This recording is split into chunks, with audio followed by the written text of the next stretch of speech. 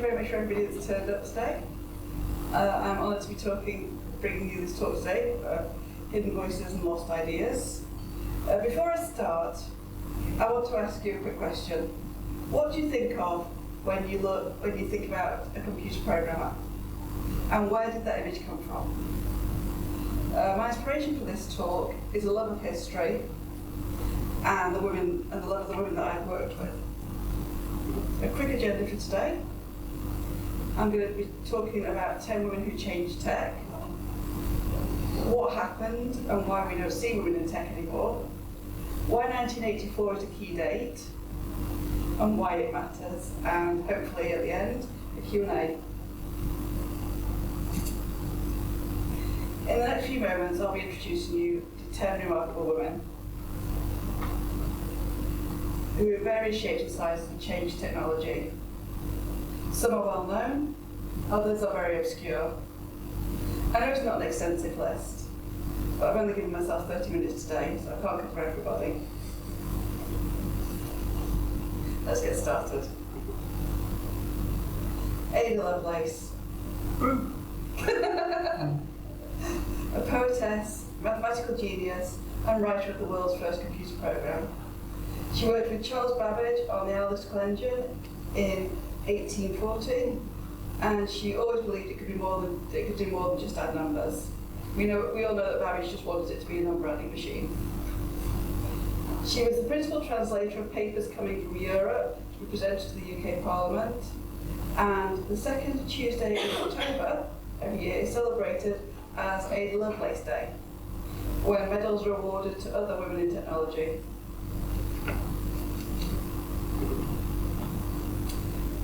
Hedy Lamarr, actress and inventor.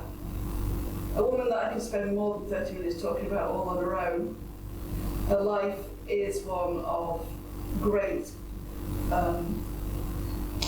achievements, great hardships, and some remarkable twists. And most known for being one of the most beautiful women in Hollywood in the Golden Age. During World War II, Hedy turned her self-taught natural ability with maths towards helping develop a system that would defeat the threat of jamming from the Axis powers. It couldn't be used at the time as it was planned for the torpedoes, as torpedoes did not use the technology that she was working with. However, that technology was still patented in her maiden name, and today it forms the basis of Wi-Fi, Bluetooth, and GPS. I know that Wi-Fi technically was invented in Australia, as they keep telling me. Mary Wilkie, the first user of a home computer. Left a law degree, as it was too full of men.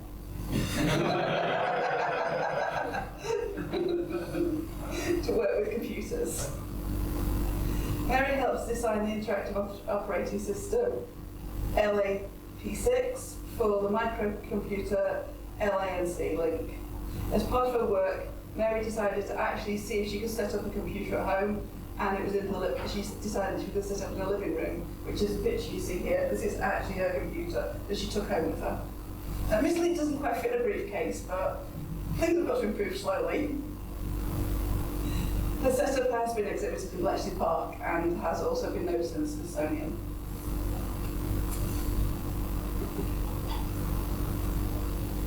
Katherine Johnson. Now, I'm a very big movie buff, so I actually learned about her originally in the movie Hidden Figures, which I do recommend that everybody watches, because it's a fantastic movie, in several different ways. Katherine worked on the calculations for the first American orbital flight around the Earth, and was the first manual computer to be named as a co-author on a technical note. Not just the first woman, but the first computer at all to be named in this. John Glenn even asked her to check the calculations he was given by the new Dell computer because he trusted her more with calculations than he did with the tech at the time.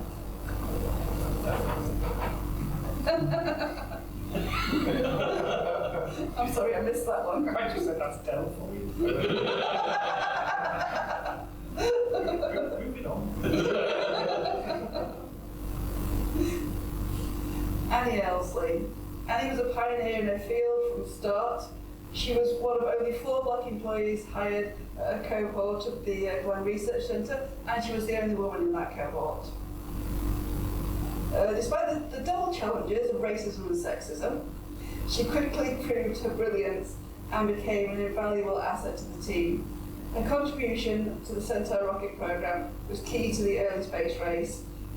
Centaur is a powerful rocket, upper stage rocket, played a pivotal role in satellites and other spacecraft launches.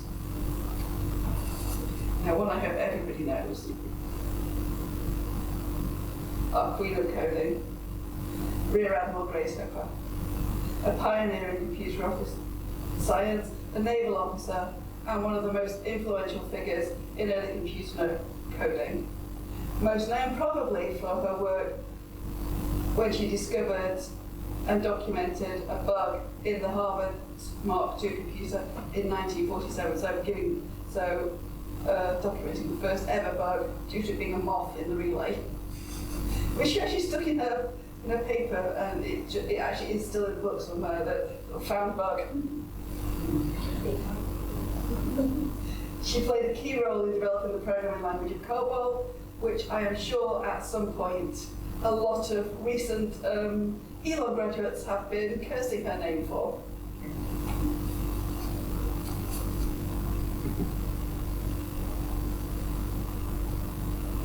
Adele Goldberg, instrumental in part of the Zero Parks team in developing Smalltalk 80 and the GUI, which replaced command lines with clickable images. So you don't have to, although most of our programmers I know would rather just spend their life in PowerShell. Normal users occasionally have to use the bits where you click on them.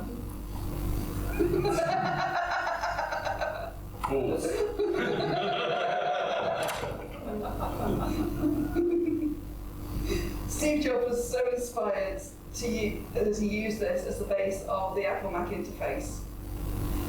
This overall shift paved the way for developers to focus on structure and functionality of their programming rather than rigid syntax, and she was also part of the team that developed object-oriented programming.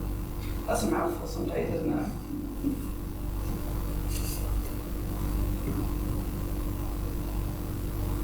Radia Perlman. Now, I have said sometimes you have to talk about men in your talks, and I have to acknowledge that Tim Berners-Lee is the father of the internet. However, Radia, with her invention of the algorithm behind Spanning Tree Protocol, STP, is the mother of the internet. STP made a huge impact on the way networking self-organized, moving data, and put the basic rules of the internet traffic in place. It is crucial in preventing network congestion and maintaining reliable connections. Radia has actually spoken on the world stage many times, and was a key employee in Dell. So we have to talk about Dell in a nice way sometimes. They did give us the mother of the internet.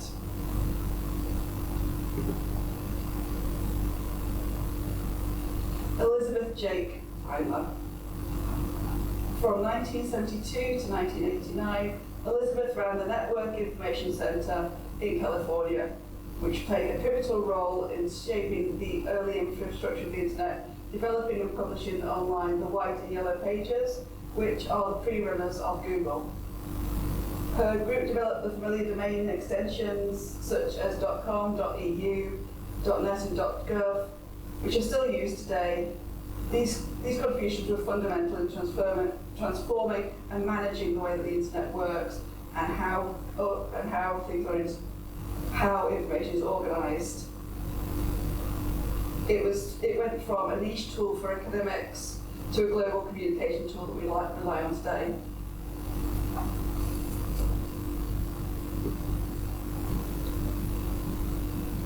Karen Spark-Jones. Karen. I always want to call her Catherine because I don't like the name Karen. Karen was a brilliant computer scientist whose interest in the field of natural language processing and information retrieval helped with several advancements. She's best known for her contributions to the concept of inverse document frequency, IDF. This is the key technique for helping determine the relevance of each word in a search term this is the infrastructure to spawn search engines such as Google and DuckDuckGo. So when you put all the words in the search engine, it goes along and goes, what is your keyword? What are you actually looking for? Rather than just going, that is an important word. She was awarded the Ada Lovelace Medal in 2007. So, what happened? I've just listed 10 phenomenal women, and I would hope most of them you've heard of before. I will see a lot of blank faces, I always do. I haven't heard of most of them before. I'm glad to hear that. Yeah, about all. Yeah. These are not just the first woman that did something, but in many cases the first person to do something, which makes it all the more weird that they've disappeared from world view, that they're not talked about more, that they're not given this role as the creator that they were, that they're just left as something I pick up in a talk and go, I present this person to you. They're not taught in history, they're not spoken of when we talk about different bits of the computer world. So, what happened? Why did women lose out? Why did women go from being some of the most key people in technology to being a minority?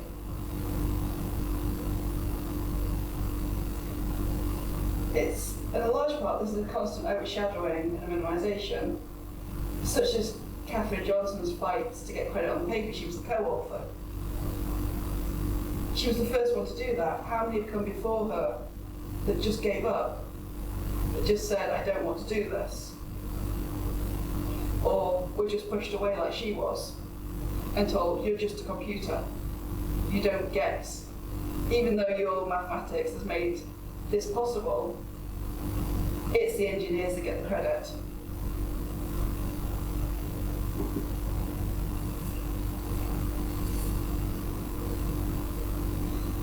A computer changed. When a computer was someone who did calculations on paper, a woman was a natural choice because they were considered detail-orientated, patient, and willing to work through long, difficult problems. When a computer became a machine, suddenly it needed specialist knowledge. So that knowledge naturally must come from a man, because they're sitting in front of the machine.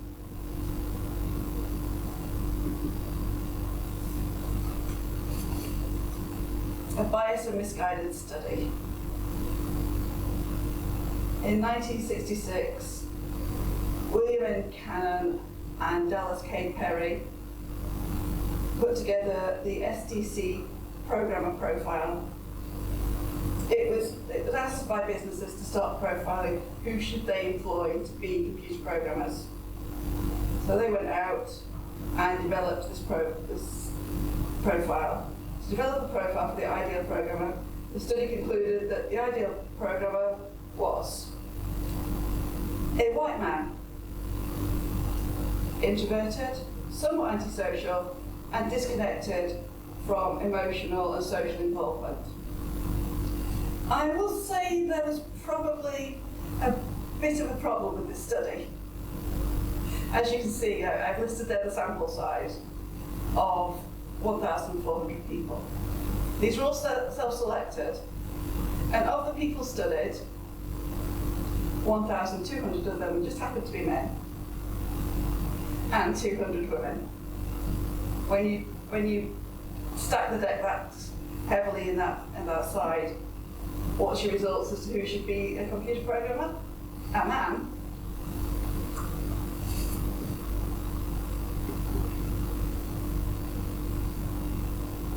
A final push for women to move back to traditional roles. After World War II, many women who entered the workforce to make up for fighting men who were expected to give up were expected to give up those roles happily and return to the home, while soldiers were given those jobs, which most of them admittedly had left before. But the women had trained, had kept these jobs going for 4 or 5 years, sometimes longer, and had been skilled up in these jobs. However, these were not official qualifications. These had been, by necessity, on-the-job qualifications, and these don't come with bits of paper. So, along with a new wave of computer jobs requiring formal education that was just not offered to women, you wind up with women having to move back because they don't have the time to study.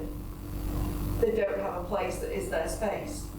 They're still expected to be the mother, provider, and everything else at home.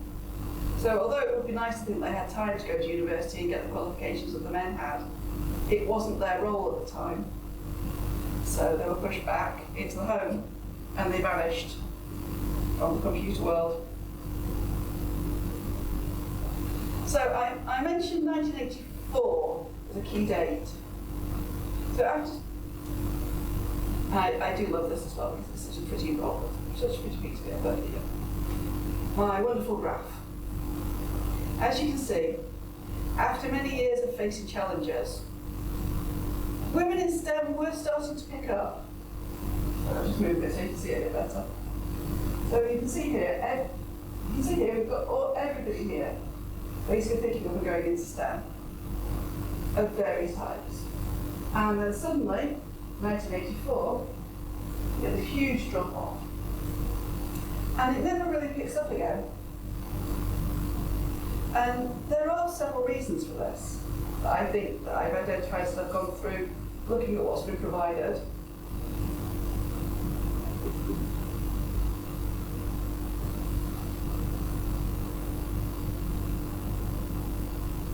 So, toys for boys and toys for girls.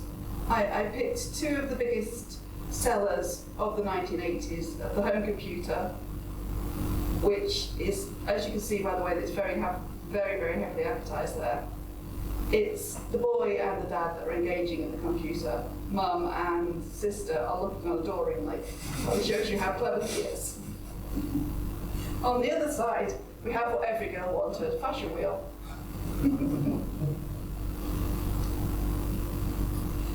And we were also being a child of the 80s, I can also say we got very heavily marketed Barbies and roller skates. Not that I could ever roller skate.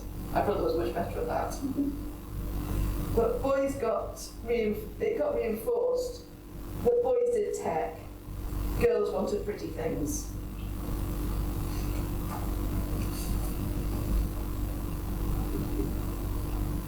A man I have very nasty things to say about. Steven Levy and his dismissal of his dismissive views on women.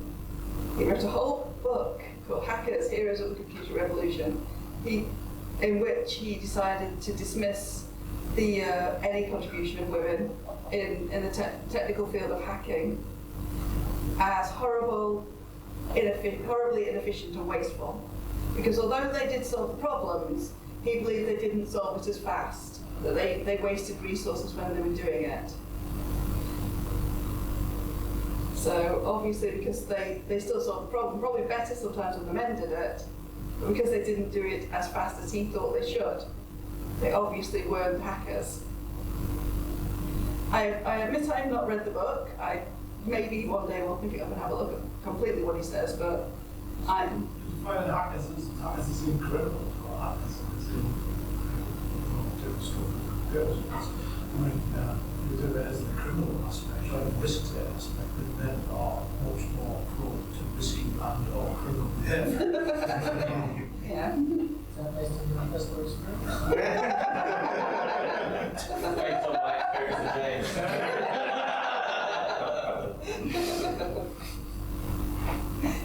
And you mentioned that you've got a daughter going into computer sciences next year. Yeah.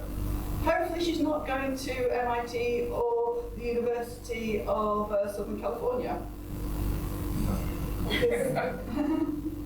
MIT study of 1983 was when they were when they were sat in the areas of looking over the hostile environments, women who raised their hands were usually ignored.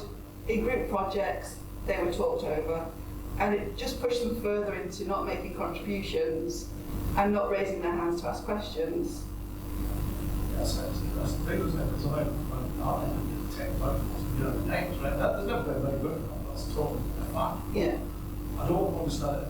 There's nothing fundamentally that I'm really saying in those environments. There's think why aren't there in that? It's not like we're all looking at sort of like tech roles all the time and so on. You know what I mean? Sort of drinking beer all the time, reading Playboy magazines and all, and I've never ever seen anything like that. So I think it's so much just like you said, it's a hangover from the 1980s when you boys were all into computers because they were used to play games over the last the rail racing boys were all obvious, you know.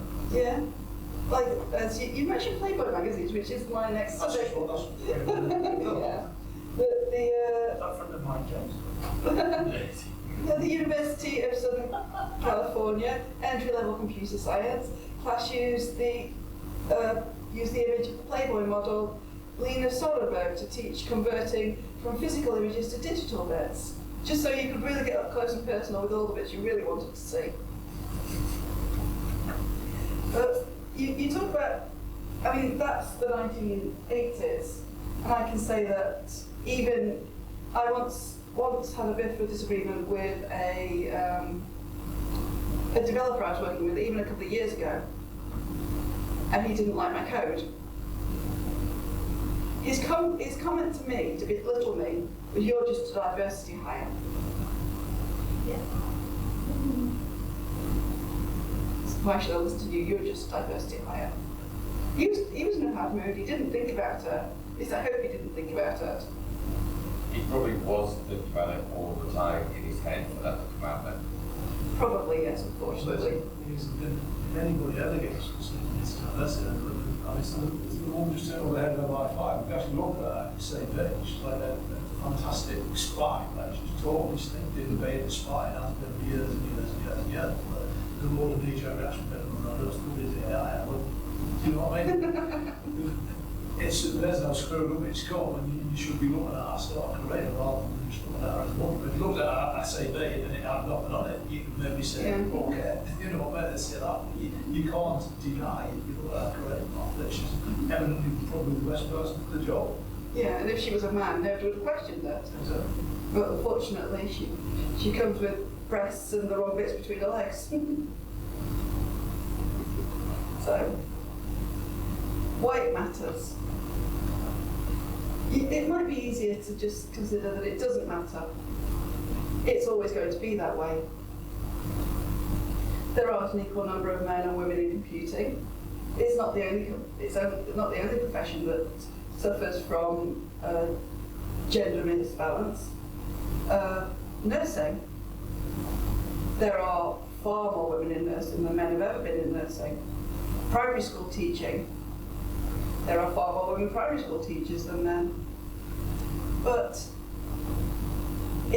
when 50% of the population is the opposite sex, and they're not included in something, then you wind up with a situation where the gender imbalance will bleed over. You actually need more men in nursing, oddly enough, because as patients get older, you need more people that can move them easier. And at the end of the day, men do have a few more muscles. Or you have more male patients that are getting older as well. And they don't always want female nurses around them. They want male nurses to be comfortable. We're constantly bemoaning that boys in school have no male role models. And yet we aren't encouraging men to take up primary school teaching. We're missing out there. And when we miss out in tech, interesting things happen.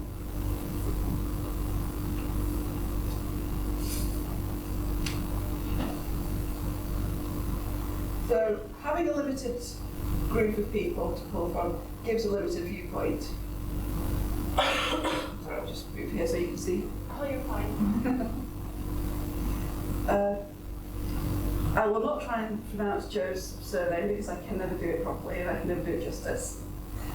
So Joe, a researcher from MIT Media Labs, found that facial recognition software has a disproportionately higher error rate for dark-skinned women.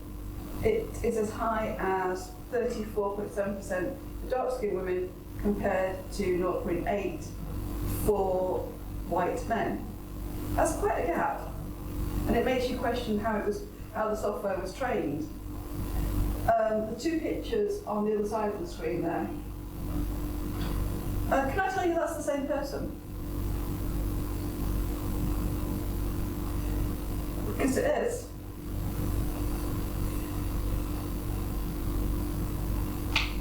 That is an Asian student who put her picture into an AI image changer to help her smarten it up a bit so it was ready for a profile picture, and it turned her white with blue eyes. I'm not quite sure why they thought that was a good idea, but again, lack of representation means that what should have been a simple change, maybe to just sort of tidy up the hair a bit, move the face around a bit, completely alters the person from the original piece. Stanford's, sorry. And talking about sort of training data and the white matters,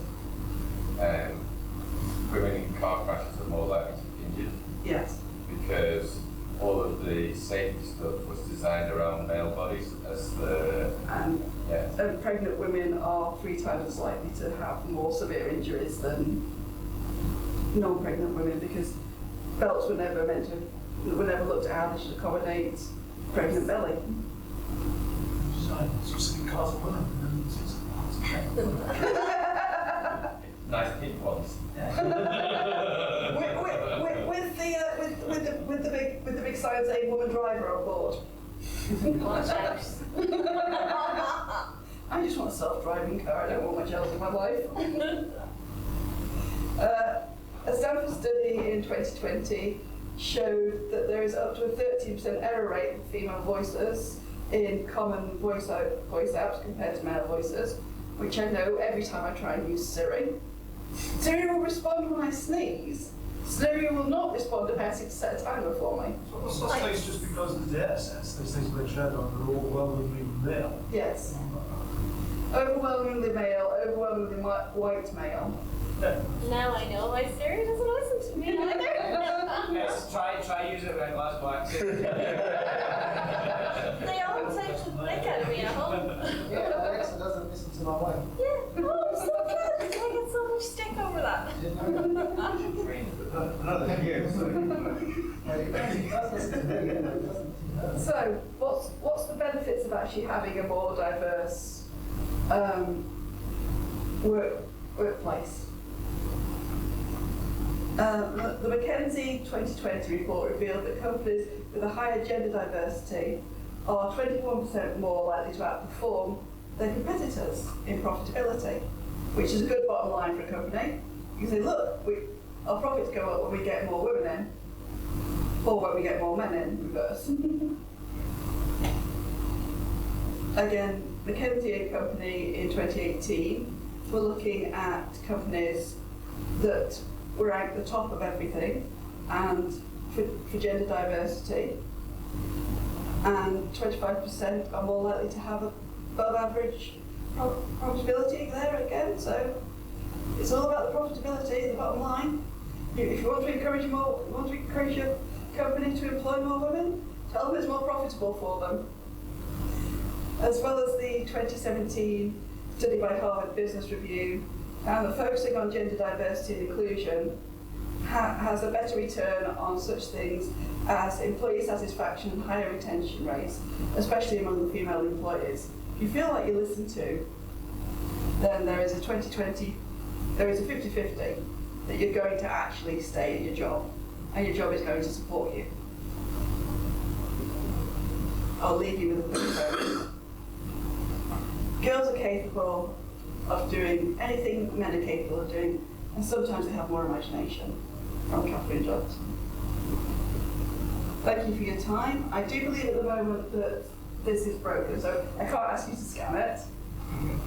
But we still have about 15 minutes, so I have time to talk about 10 minutes. I've still got time for questions, discussions, or anything else you'd like to say. Certainly, from a tech perspective, I don't know what it is that should be taught because it's clear. You know, but there's nothing that inherently suggests that men or women would be more attracted to the rights and those historical factors behind that. And that's what I said. I don't understand why there are more women in there, you know, in my experience. But there are certain things as well, when you mentioned about those sort of primary school teachers, being more women in there. I understand that because women are more, they're more in there. I mean, I hate little kids, but I don't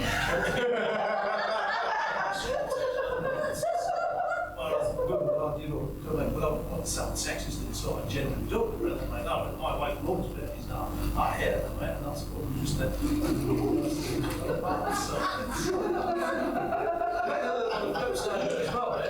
The bins get empty, right? It's all lads going out, the bins are wide, right? And again, not bringing it down that, but there's, you know, you can imagine we would not do that because it's scruffy and it's hard work and you're dragging bins around all day and taking grief off idiots and complaining and you don't put my lives like that. You can start that might be more built on there as well, but certainly in tech, I understand why. It's interesting that you brought up the 1984 thing, because I just think the 80s was so super heavy, like most of us were well formed by the 80s in some way, shape or form. The 80s was absolutely driven by completely clueless white men in America, absolutely off their tits on drugs all the time. And you just had it. It's a sweeping generalisation.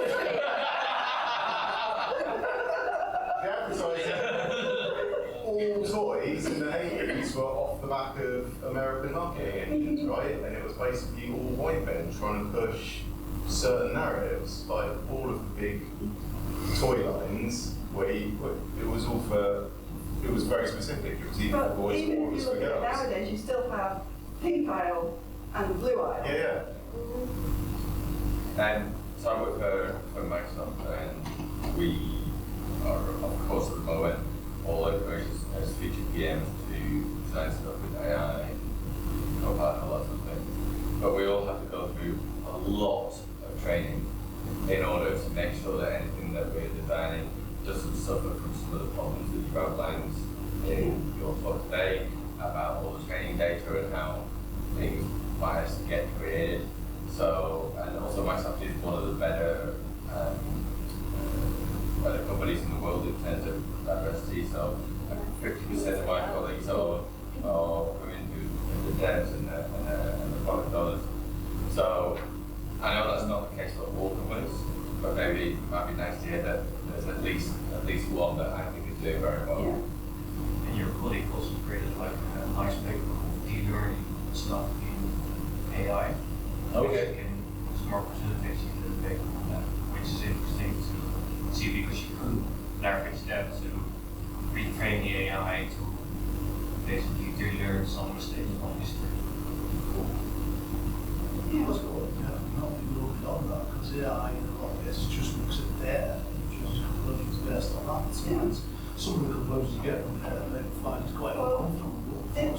Did you see when Grok went a bit mad? A couple of weeks back, and would only tell people about white genocide in South Africa because it decided that's what everybody wants to know about.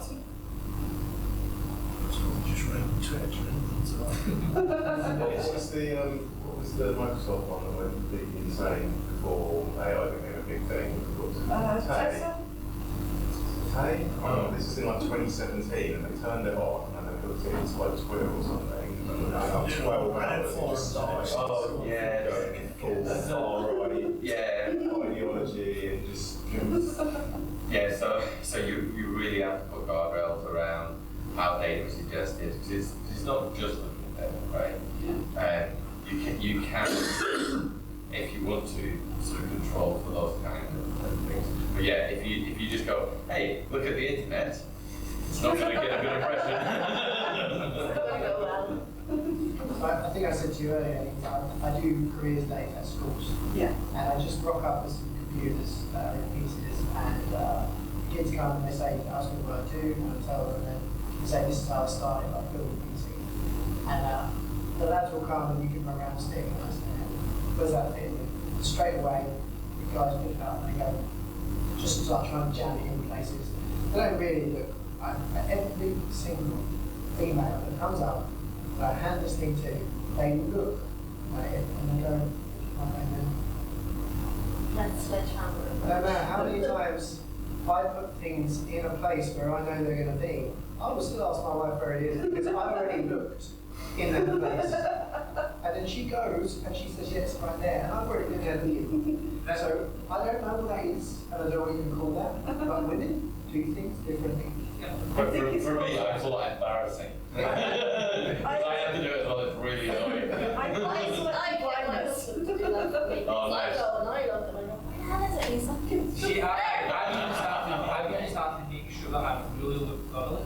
Yeah. And then say, it's not there, and then she goes, yes, sir. and you're like, it was not there a minute ago, I swear. And it was. There's definitely a different thought process in there. Yeah. So then that goes on like so